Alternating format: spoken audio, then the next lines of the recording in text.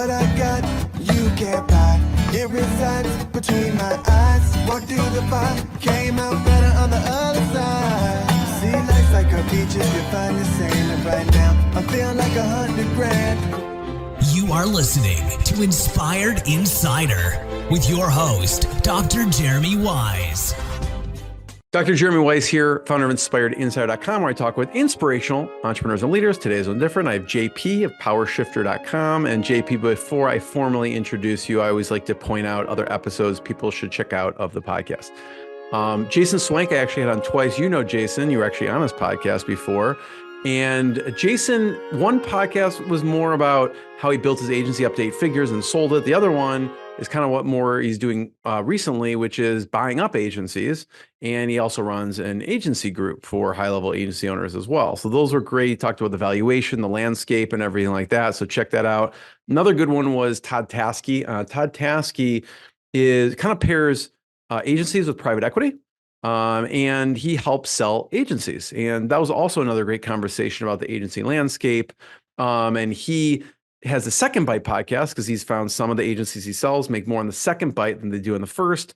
Has to do with being acquired by private equity. So check that one out. It's very interesting as well, and many more on InspiredInsider.com. And this episode is brought to you by Rise25. Rise25, we help businesses give to and connect to their dream 100 relationships. How do we do that? We actually do that by helping you run your podcast. We're an easy button for a company to launch and run a podcast. We do the accountability, the strategy, and the full execution.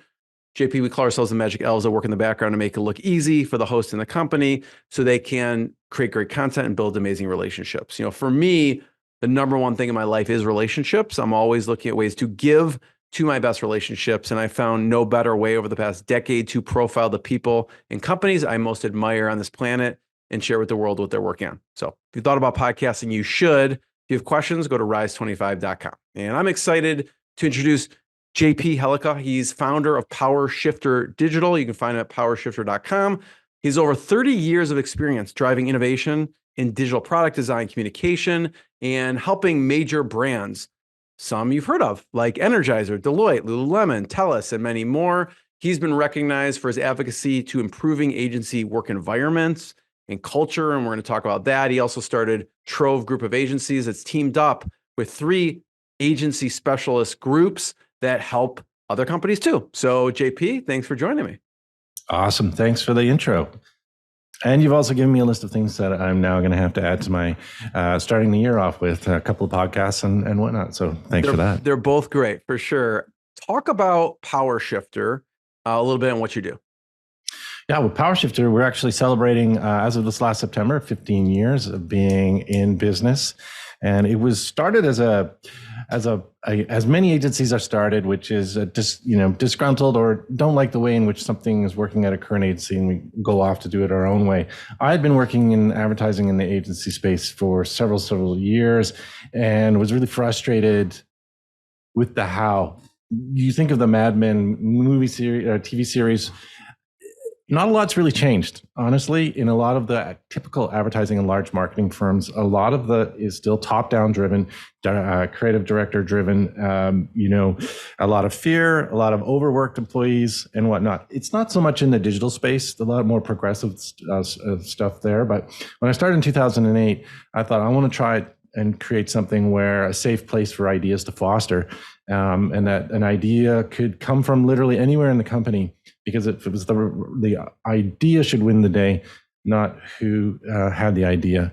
So that was really the genesis for it. And I had been a client as well as working in commercials and with agencies. I'd also been a client at a large corporation working with one of the big WPP agencies, and had been the recipient of what was not an awesome experience working with agencies and us. It was a lot of us and them, but we know best being an agency. And so I thought I wanted to change that. Having been a client, I was like, they're not tapping into what we know here. And there's a lot if we worked together. So those were the 2 real big principles, which founded something we call direct to expert here, which is our experts and our clients' experts co-creating together. And we really knocked down the barriers, traditional barriers of where account services fits in.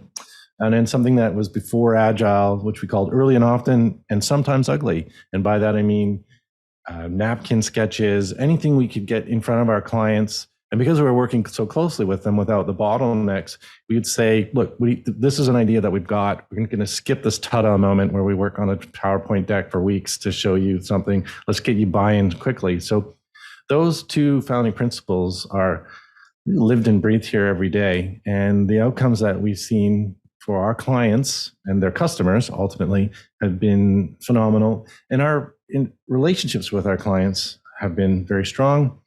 And the growth within the organization and the lack of churn here and engagement's been high. So those are the really big founding principles, which do all those things, but ultimately we look after our clients' customers through user-centered design and development of these digital products and services and websites. We would be doing the right thing. 15 years later, as I just shared with a year-end video for our team the other week, it's been our best year ever. And I don't just, the KPIs are various. It's not just revenue, but we look at all of the things from what we've learned and where we're at and rolling into 2024. We are doubling down on all those things that were our founding principles, because we have recognized that they're working. I want to talk about, we'll talk about the culture, right? I know you speak a lot and have over the years on that, but I want to touch on services in niche for a second. And from the services side, talk about the evolution of the services. When you first started, what did you decide you were going to offer and how has it evolved? Yeah, when I first started, it was in the mid to late 2000s, and Flash is just before, a year or two before Apple created the iPhone and essentially killed Flash. So a lot of marketing sites were very narrative driven, brand driven, and a lot of animations and visual storytelling. So we started in that space, which was smaller websites, very ephemeral, around for a couple of months, very campaign driven. And as things progressed and as we grew, we started to see that there was a bigger difference we could make by making products and services and software, ultimately, which is what digital products are, just under a different name, that were user-centered, that would work well on mobile. So we really doubled down on going responsive with this in the early days and decided that we we're going to be design-driven, research-driven, so that our clients could create things for their customers that were easy to use. And it took a long time to get there. A lot of people still wanted what they, roll in the door and wanted a website, even though they were referring to something much more complex. And it took a while for us to get ourselves positioned to be known for it. Happy to say that we have. So the services in the digital agency space has become, used to be a digital agency you just had digital agencies. Now it's such a large umbrella that you've got so many specialties within digital. I think that's the biggest thing that's changed since we started. You can't just be one digital agency and do all things well, because there's just so many things that can be done. And so I think that the niching down, as you say, has become a bigger piece of it, which has meant also fragmentation for clients having to go to different agencies to get the digital smorgasbord of things that they need done. I want to highlight this a little bit. I'm going to just, for the people listening to the audio only, I'm going to pull up the screen. So there's a video version of this, but you can see we're at powershifter.com, and I went to their work. So we could just kind of understand a little bit more. And you can see they have a bunch of companies here: Angel Oak Home Loans, Luxy, 5x5, Delta Controls, BC Loans. But this one stuck out, which is Zion. Yeah. Talk about what you did there, just to highlight about the services a little bit. Well, this was an interesting one. They came to us as a startup. They sit in the space of hair care and other things. They would be a competitor to Keeps and the likes of those. Oh yeah, I see their commercials everywhere. Yeah, direct to consumer. They're following me everywhere, JP. Yeah. I made it into a target market. And well, I get into the. I actually use the product. I like these guys so much that I actually use the product. Nice. So they came to us very preconceived notion of what they needed, and then we took a look at it and said, "We think we need something different for direct to consumer." They were very focused on a traditional brand sense of what the brand meant to be, and what I'm really proud of is the CEO was really ready to listen and ready to make adjustments to their strategy. Startups have a very finite amount of resources. They have got to get a market fit quickly. And it took some convincing at the onset to say, don't focus so much on traditional branding. That is, of course, important. But when you're starting a direct consumer company, you really need to make sure that the brand experience ultimately goes beyond the look and feel. It has to be how you act and how the experiences for someone in this instance, someone's, you're already emotionally probably tied up with this, you're worried about how you look. That's an emotional piece. It's not cheap. It's very expensive, barrier to entry. And then there's doctors that are involved online. You have to send pictures. Like, it's very complicated to get the product into the hands. And if you just focused on the look and feel and not on the actual journey to get the product into the hands, it's not going to happen. So there's a lot we of helped friction. them rethink the way in which remove the friction and really focus on, once they've got to the site, that's where 2/3 of the brand really takes off, especially for a D2C brand like this. And again, it took a little convincing, but once we showed them what it could be, they really reconsidered all of their strategy and doubled down on that experience. And we actually after just over 2 years, because we continued to work with them, just finished up our contract with them, and they are well on their way. And it turned to be, they came to us for one thing and left with something else, but super satisfied that they did listen to what we had to say and actually helped implement them. So they're well on their way. And so that one I think was really good, because it isn't just about how something looks, which is important, of course, but it's how you act as a brand. Ultimately, so what they thought, JP, they thought they just wanted maybe a website redesign or something, and you gave them kind of a full, from a customer centric, how to improve the customer experience and the delivery through the platform. Is that accurate? Yes, they had all those in place, but they weren't as emphasized in their program, and so we flipped it on them, and it became a much more medical looking site in a good way to help confidence for buyers. Again, lots of barriers to entry, but I'm pleased to say that they're well on their way, and this is again a very happy customer for us. Talk about the research that goes into it. Obviously, you don't just talk to them once and you just plop up this stuff. What's the kind of the research phase that you have to do to come up with this journey, apparently? Well, with user-centered design, our job is to put ourselves into the shoes of ultimately our clients' customers. And when we do that, and we shed all of what we think we know, and we go in and do a ton of research, we do primary research, which we interview those. We go out and actually interview those that could be potential buyers. What are the blockers that they've had in the past? Why they chose to play with other brands? Then we work into doing high-level prototypes to check, to see messaging and do user testing. So to see the messaging that's working, to see the interaction design that's working, what are the barriers, how can we streamline it before we even get to any code? And then when we know that we've tested it, it's working theoretically, we've seen how the prototypes are testing, the user research is showing that the messaging, the design is aligned, then we get into the coding and finish it up. So there's a lot of upfront research that we do, sometimes months and months. And then if something doesn't test well, then we need to go and make adjustments. We'll make those adjustments in the prototypes, then test again until we're ready and the clients are ready to say, you know what, we're ready for the bigger commitment. Because ultimately, when you start the coding and doing the technology, that is the bigger piece that of an investment that is also harder to pivot out of or make changes once you're down that road. So that's the big piece of where we specialize in, and making sure that the design and the research is as important as the technology that's going to drive the platform when it's finished.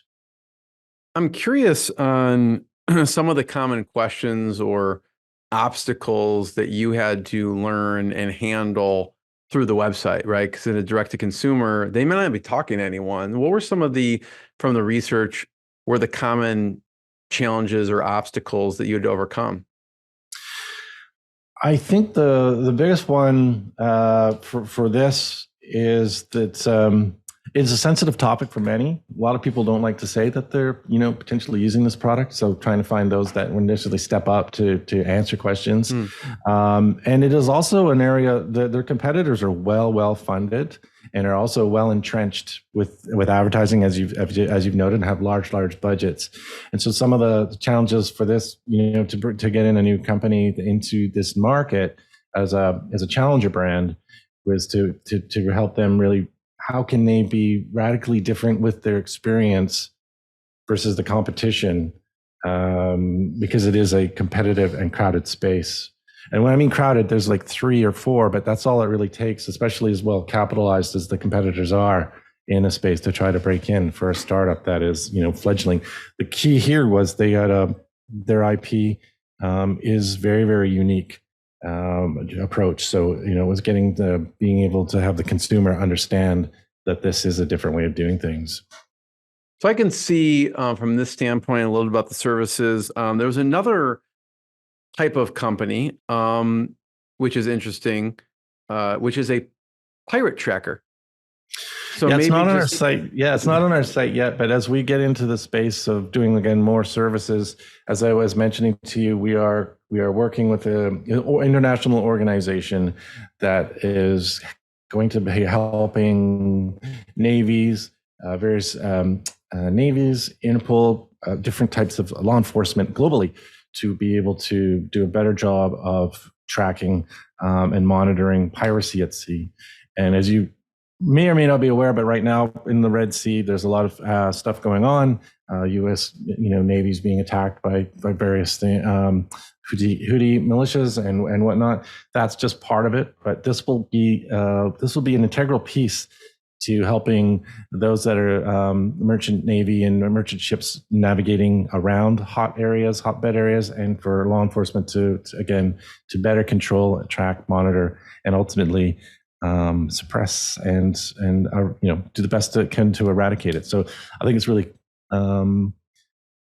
cool. You don't get to do a lot of things like our job at our agency like this. You get to do many different things. I think that's one of the reasons why we all love it. Is every day you do, how often you get to tell people you're building a pirate tracker. So what kind of things do you have to do for that company? We had to interview captains from navies from different countries, from Africa all the way through Asia, to see what are the challenges that they have, what are the problems that they have in order to not only navigate those waters, but where do they get their information from, and why is what would help them do it, and because they're at sea, what are the types of signals, like how the app has to work on very little signal. Satellite signal, so we have to take into considerations all the data, how quickly, because it needs to be reliable. So those would be the biggest challenges, and then also localization. How many languages is it going to be, and then browser and phone compatibility.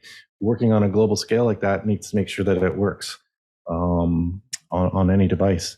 And so it was really, my team was really they came back from these interviews where captains and various fleets around the world, and how important their job is, like within a small community within an African nation, and the passion that these seafarers had, and how they wanted to be able to navigate more safely because of the importance of their job for their communities or for their countries. It was definitely not your run of the mill project.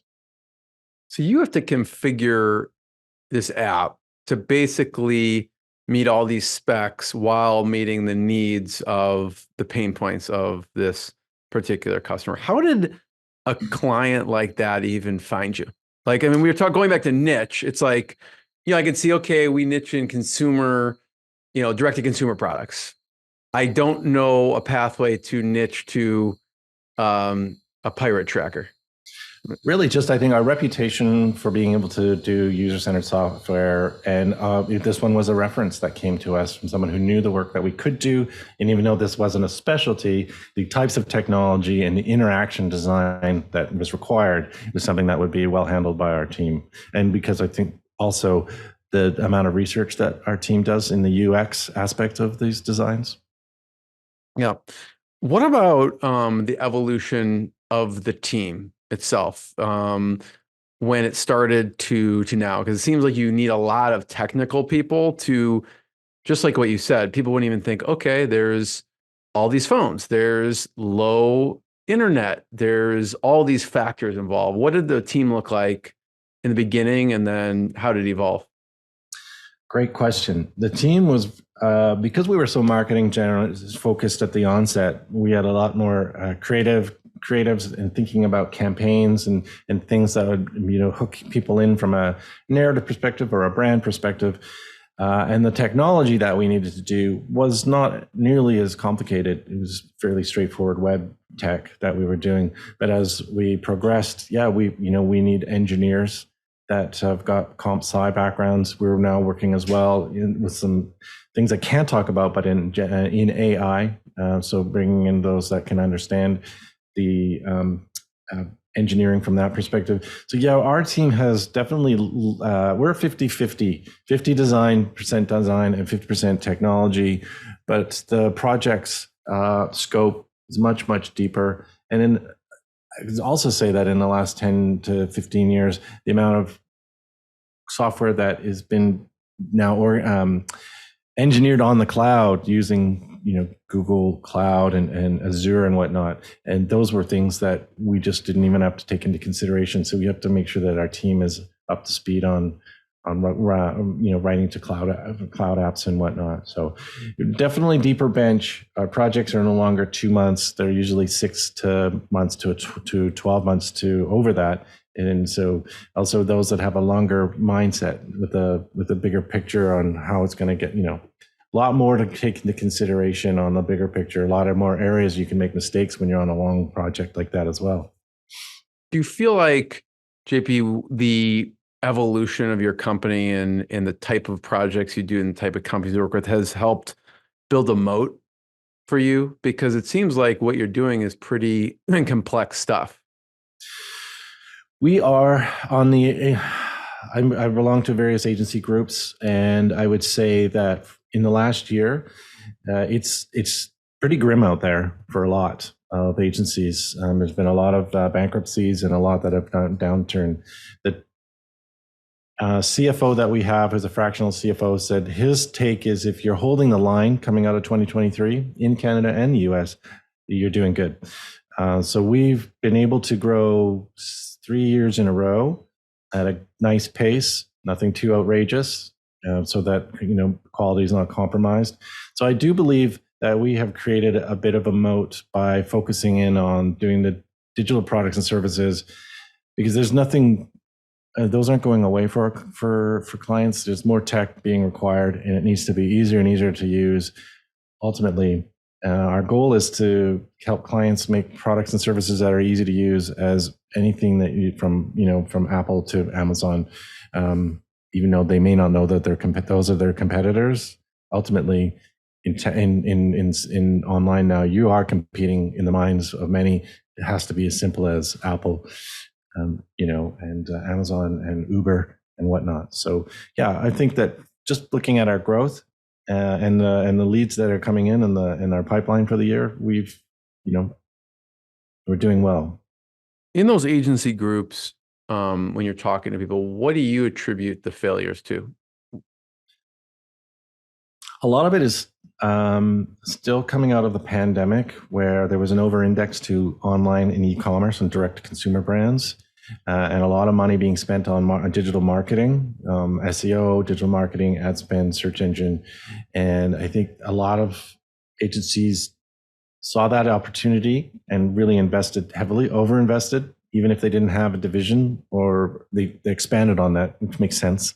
And I think a lot have been too niche or too niche on an area that out of their control, has ultimately had to do a readjustment post-pandemic. So I wouldn't blame it on the agencies. We were all pretty looking for opportunities during the pandemic because everything was upside down. So I think a little bit of circumstance that's out of their control. Maybe they could have slowed things down a little bit. I also when I was on Jason's podcast years ago, we had just almost gone out of business ourselves for over-indexing on a bunch of fronts. We learned to be more conservative in our overhead spend and to put the money in different areas. So I think there's still agencies that want to have that classic big agency space. You spend a lot of money in overhead. Our overhead is so thin right now. So I think that there's a little bit of a hangover for that. A lot of leases too that went past the pandemic and they're still holding on to these big expensive leases. I think that probably bit a lot of agencies in the bum. What else, JP, did you correct for throughout the years? You mentioned overhead. What else? Overhead and really just continuing to invest in process. And I know that sounds boring, but we spend a lot of money working with outside consultants through the last 8 years on ensuring that our process is the right process, meaning that it's not overly not heavy and thick, that it's the right balance of process to keep swim lanes clear so that each individual team member or team knows where the paths are that they need, but that gives them the latitude to move within. And then, as I like to say, removing the chaos tax. There's a lot of agencies that don't spend as much time on investing in the process and locking it down. And what happens then is your customers and your clients have to pay a chaos tax because it's not a well-functioning organization. And so the team is having to do double duty, not only to do their work, but also managing within a chaotic environment, which is a tax that I see that other agencies seem to be stuck with. I came from different industries and borrowed and stole from them and realized that the right process that people can get behind and that it's governed so that it doesn't fragment, means that we can all do what we are paid to do, which is our specialties, and not managing chaos, that 20% chaos that we have to the side of our desk. So that's something that I've seen a lot of agencies recently start to become aware of and bring in things like EOS or scaling up or other business operating systems as well. To mention that, I did have Gino Wickman on the podcast. People can check that out, who started EOS and wrote Traction. That was a good one. And Mark Winters, who co-wrote Rocket Fuel with Gino Wickman. That's another good one. Also, Adi Clevitt, I had on JP talking about this. She basically helps companies create SOPs and process. That was interesting because we just geeked out on how to save hundreds of hours a month using productivity tools, because obviously, it's about process and saving time with yourself or your team. So that was a really good episode. What were some of the advice you got around process that you've had to implement? Well, I worked prior to this and prior to working in enterprise, I was actually in the film business. And a lot of people may equivalent the film business to a creative space, a little haphazard. When you see a set, it can look chaotic. I will say this, having worked within this industry for 12 years, it's near military precision in the sense that there's a hierarchy and a chain of command, and everything that has a hook has a label. Everybody knows where everything needs to go because it's expensive. And if you've got 60 people because something's not working, that's just money going out. So I took from that, you can have a creative business or in a creative industry that is run tip top. So that was my insight, was coming from another organization. And when I started working in agencies, I was like, why is it so chaotic? Like, we can fix this. And so I stole from that, and then stole a lot of things, steal, borrow, inspired by startups, because those were our clients. And I was like, this agile thing is making sense to me. Why should we be working for months at a time before we present something? Let's do it more agile. So I just thought, we don't always have to just, do the same old. Let's look to be inspired by other verticals and other industries, because they are trying things and break the mold. And I'm You seeing men- that more often for sure. Yeah, in you the agency mentioned space now. EOS and scaling up. Are there any other resources that you recommend people check out? Yeah, we worked very closely with a company called Agency Agile, all one word, and they're out of the US. And we brought them in because they have an agency, they have a process of Agile that works within agencies. A lot of agencies struggle to bring Agile in because it's not a dedicated team. They have to do various projects. Their method is very, very sound in how to use an Agile process in a multi-project environment. And that, I will say, was really got us on the path to on the Agile side of the house for sure. If you're watching the video and you're looking over JP's shoulder, you see some really cool art. And this kind of relates to, I'd love for you to talk about how AI is impacting agencies, and maybe you can talk a little bit about what you created. Yeah, well, I started because I come from the creative side, the design side. These were early Mid-Journey DALL-E, which are two generative AI things. I started right away testing it out, and so I liked them so much that I got them. I've got 12 or so framed here, and it was in that journey that I started to play around with ChatGPT and looked at really early on.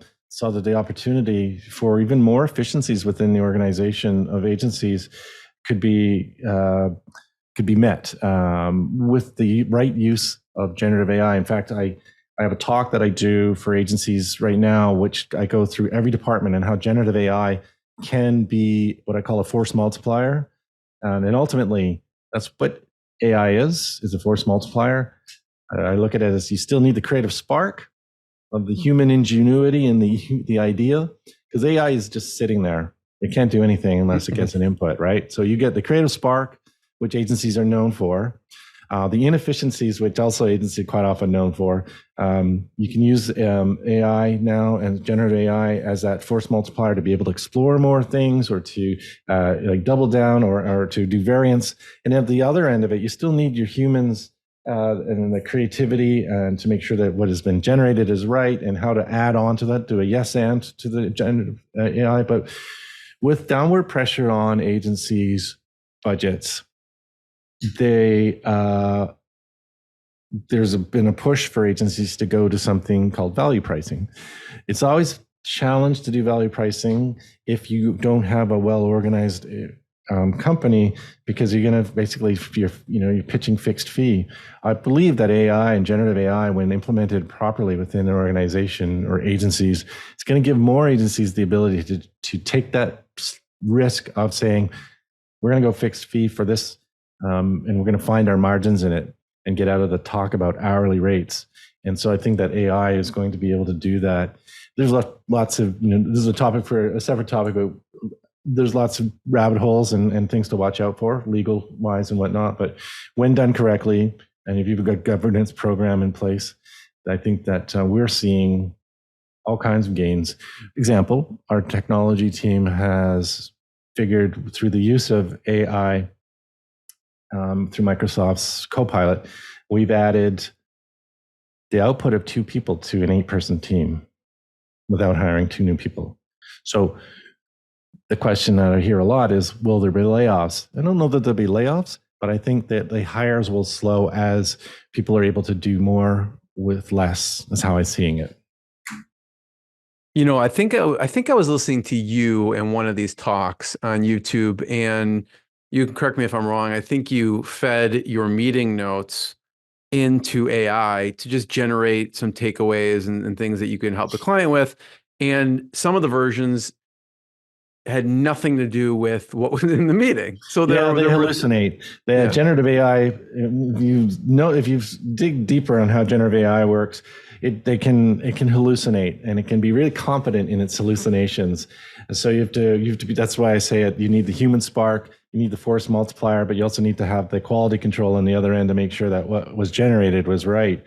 But in another video that I shared, I took 100 client testimonials from us over the last 15 years, put them in, and we wanted to validate, what is our value proposition? Is it what we think it is? We took all of those and had ChatGPT analyze it, and to our delight, the things in which our customers were saying lined up to the T of what we had thought our value proposition was. I then had it write a radio spot and then hired someone on Fiverr for fun to do that radio spot. But nonetheless, I think AI is a good way to use for analyzing natural language, such as client testimonials, customer feedback, and whatnot. And anybody can use it. Honestly, that's the other thing that about generative AI. AI's come out of the shadows in the sense that we've all heard about it for years. Horror movies, sci-fi movies, it's going to be the end of all things. There's a lot of biases there, that we're all taking on from Hollywood. But nonetheless, when ChatGPT and Midjourney and these types of platforms came out, they were the first to basically say, you can start playing with AI. You don't need a comp sci degree. You don't have to be a real prompt engineer. And you can actually see what happens when you use it.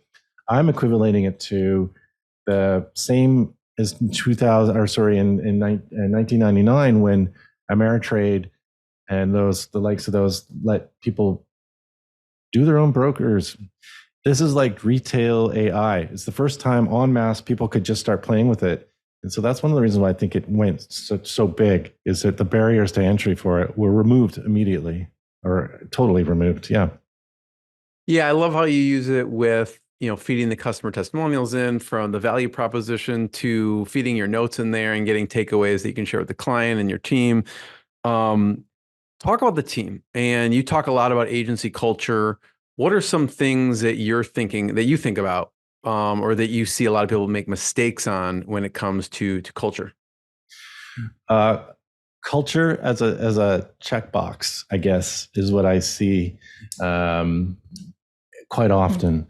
Which is, and I've had conversations, is, well, how do I get culture spun up real quick? I'm in a hurry. And it's like, it's not something that happens in a hurry. And it's something that has to start at the top, and it has to be invested in and be consistent. And when I mean invested in, like, it's hard to even describe in so many ways, but you have to be consistent with it. You have to be clear on what that culture is. And as again, in my year-end video for the team, because we're work from anywhere, this year we had some tough choices to make, both with the client that we had and internally with team members. And those choices that we made were based on our culture and our beliefs and our values. And as I said, and it was quick. We had a very well-known client that was, quite frankly, quite harsh with our team, really harsh. On a repeated basis. And finally, one of my partners said, who never said anything to this nature, they have to be fired. They're breaking our values. And I said, well, let's talk, because you never talk like this. And he listed all the reasons why. And I said, well, we need to do it quickly. We need to tell the client the exact reason why we did, and we need to tell the team why we did. And the very next day we did, and we informed the team why. So they saw that not only from an internal perspective do we do the work, but also that we protect the team from the same value sets. So you have to walk the walk when you put it out there. If you don't walk the walk, they're just on a wall, or they're on the back of a business card, and they don't mean anything. So you have to really walk the walk. I think is the biggest mistake that I've seen made, where sometimes those decisions are hard because there's dollars attached to it, right? But those dollars are the short dollars. If you continue, the dollars won't follow, and you'll actually take bigger losses from some other collateral damage that not following the values will do.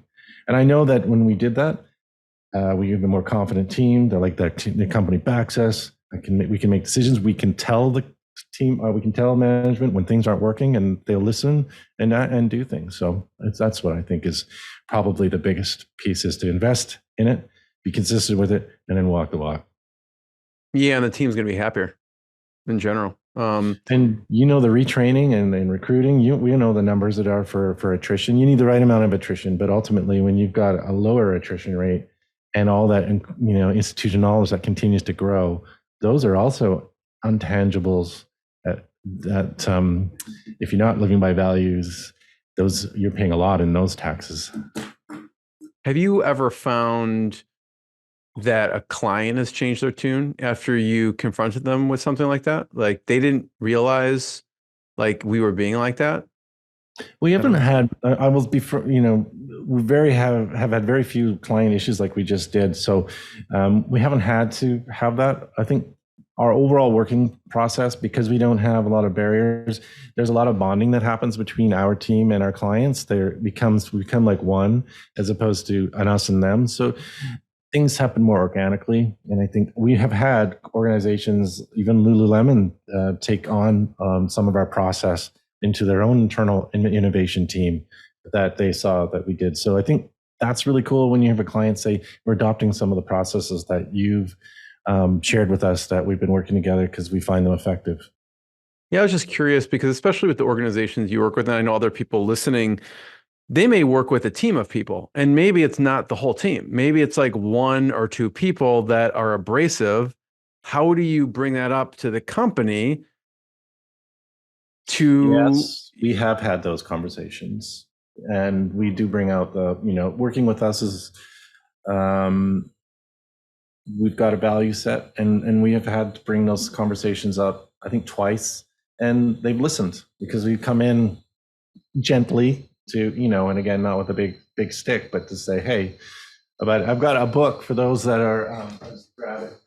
For those that are thinking about this internally, the damage, this book. Yeah, if you're looking at it, it's the No Asshole Rule. Who wrote it? Robert Sutton. And reading this will most likely reaffirm everything you were thinking, but it essentially says that one person who may be brilliant, who is toxic, is not worth keeping. In the book will just give you all of the reasons why, from an ROI perspective, it really does help take the ambiguity out of why someone may need to go. So that's how I've dealt with it internally. Robert Sutton. I'd like to keep the book around so they say it's not me making this up. Someone wrote a book about it. 100%. And actually, it's funny because I had Robert Sutton on the podcast a while ago, but he's written so many books. I didn't realize that was his book. Yeah. He's a professor at Stanford. And so he's got a bunch of books out there. So yeah, I didn't realize the No Asshole Rule is his, but he's got Good, Bad Boss. He's got Dangerous Hard Facts, Dangerous Half Truths, a bunch of books. So yeah, thanks for sharing that. Yeah, my pleasure. Love it. I wanted to talk, JP, about, throughout the years, mentors who have influenced you. You mentioned several resources. What mentors stick out that have helped you on the journey? I talk about this a lot. There have been a lot of great women mentors in my life, starting with my late mom.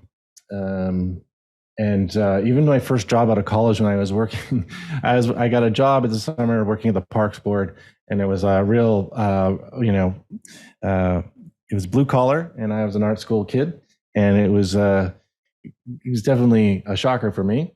And I had this one head gardener. She was amazing. She was it was in the 80s, so she was setting precedents beyond belief. She took me under her wing and taught me a lot of how to survive in an adversarial environment, right? Even though gardening, what do you know about gardening? But she taught me a lot about like the politics and how you survive. And then just when I got into the film business too, a lot of the mentors along the way were strong women in positions that just taught me a lot. And then I think I've just brought on another coach who just exited one of the largest, most successful agencies in Canada that I'm just starting to work with. And of course, this last couple of years, the person who's been a mentor for me was one that helped put this Trove group together. He's a consultant, but at a place called Advertising M&A. And Russ, if you're listening, you've been a huge mentor for the last couple of years and got me thinking about how to think bigger. I think that you can never stop looking and listening and learning from mentors, whether they're a paid coach or whether they're mentors that you tap even more, casually. Always tap those that have been around longer, because if they can help you stop to walk into the traffic like they may have done, then you should be able to tap them. Love it. One thing that struck me, JP, when I was doing research, and I think you or your team submitted something which stuck out to me, and this was written when you scheduled the interview. And someone wrote, harnessing the unique neurodivergent perspective. Talk about what that means. Cool. Yes. As part of my advocacy, part of, I think, also what makes a healthy culture is making a safe place where neurodivergency can be spoken to and people can make adjustments within the workplace. I was undiagnosed ADHD up until about 7 years ago. I was undiagnosed with dyslexia up until my 20s. And so Wow. How'd you survive through school with that? I didn't do very well in school at all. I was in special classes, and it was really quite tough until I found art, and then that's where I think it came in. So I think what's happened with my transparency on neurodivergency in the workplace, I talk about a lot on LinkedIn. In behind the scenes, I get a lot of people now DMing me saying I've just been diagnosed with ADHD because my child has, and I recognized it in myself. And they say, you've been talking about a lot on LinkedIn, and I realized that this is a big deal. So I think that the neurodiverse, we all have different perspectives, whatever the neurodiversity is. And I think we should be encouraged to be able to exploit those aspects that are positive of the neurodiversity within an environment and be able to talk about it and say, on the negative side, if I lose attention in this meeting, it's my ADHD. So just poke me and say, hey, is that your ADHD? Like being able to just actually refer to it and say that's part of who I am. And I found that the team here now surface all kinds of things without fear of reprisal, and knowing that we'll accommodate them, because ultimately, if you can amplify what they're great at through those neurodiverse perspectives, and you're going to have a more diverse and ultimately, I think, a stronger organization. So if someone is in, the work environment, what do you recommend they do? I mean, it sounds like you just make people aware of it, so at least they can call you out on it or notice it. What else do you do? Oh, you'd be amazed that when you raise your hand and say, look, ADHD, I may have trouble with being more emotionally, most people with ADHD know that emotional regulation is a challenge. So I've had to really work hard at not responding emotionally sometimes for things I don't like. Another thing, people with ADHD, they receive negative feedback at a 10x magnitude. So they'll feel very, can be paralyzed by it. But if your team knows that, maybe the words can be changed slightly, or if they, are able to say, look, I'm responding this way because I can't not. So give me a second, and I'll come back and I'll be fine. And once you frame it as such, it's not, it is the person, but there's a reason for it.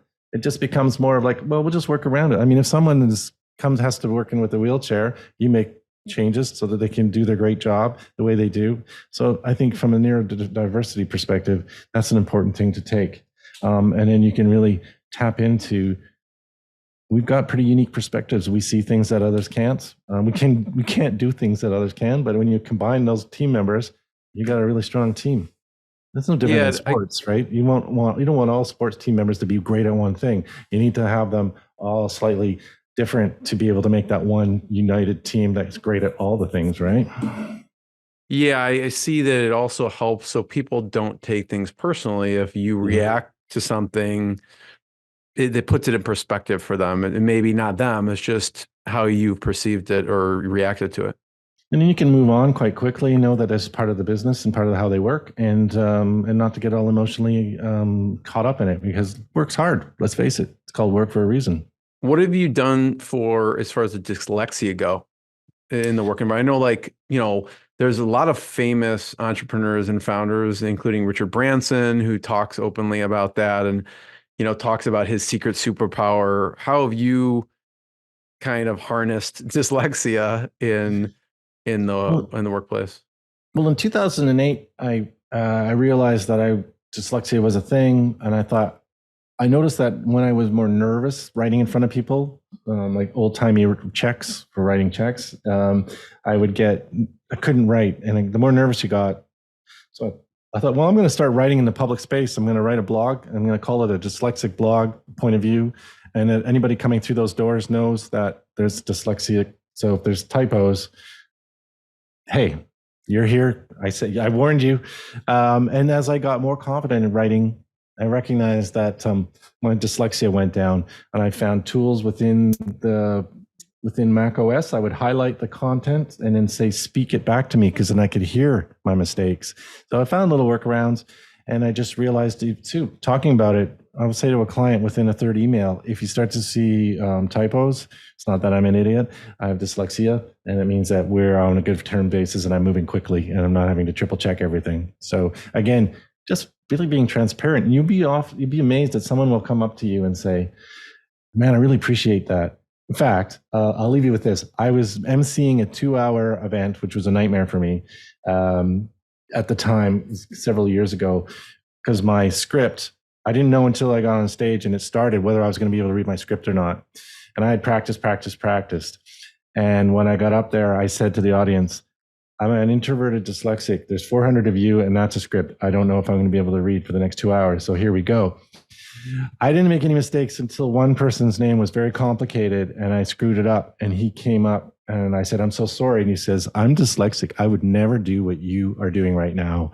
So no worries. So because I had disarmed it, he was able to just again, self-identify. So I think that's a big piece of that, is just getting it out there. I love it. JP, I just want to be the first one to thank you. Thank you for sharing your journey, your story, your lessons. Everyone can check out powershifter.com, or they can check out teamtrove.com to learn more. And JP, I just wanted to be the first one to thank you. Hey, thank you. My pleasure. What I got, you can't buy. It resides between my eyes. Walked through the fire, came out better on the other side. See, life's like a beach if you find the sailing right now. I'm feeling like 100 grand.